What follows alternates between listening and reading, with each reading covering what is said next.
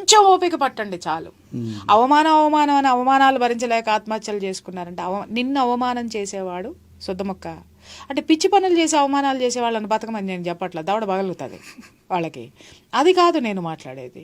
అరే నిన్ను అనవసరంగా నిన్ను అనుమానిస్తూ అవమానిస్తూ ఉన్నటువంటి ఈ లోకాన్ని ఎదిరించి నిలబడు.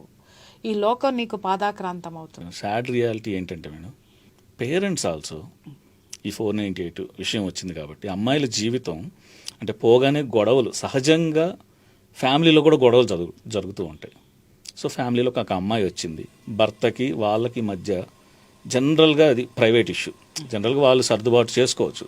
కానీ అవి ఇప్పుడు ఈ కమ్యూనికేషన్ అనేది ఫోన్ చేసి పేరెంట్స్కి చెప్పడం, ఆ షేరింగ్ అనేది, వాళ్ళు ఇచ్చే గైడెన్స్ అనేది, ఇక మీరు కౌన్సిలర్గా ఎన్నో చూసుంటారు ఎలా అది వెళ్తుంది అనేది.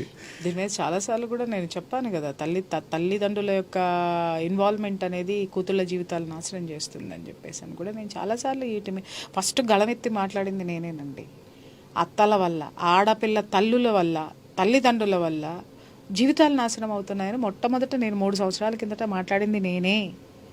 ఆడవాళ్ళు వేసుకున్న నైటీల గురించి మాట్లాడింది నేనే. ఆడవాళ్ళ వల్ల మగవాడు ఎంత ఇబ్బందికి గురవుతున్నాడని మాట్లాడింది నేనే.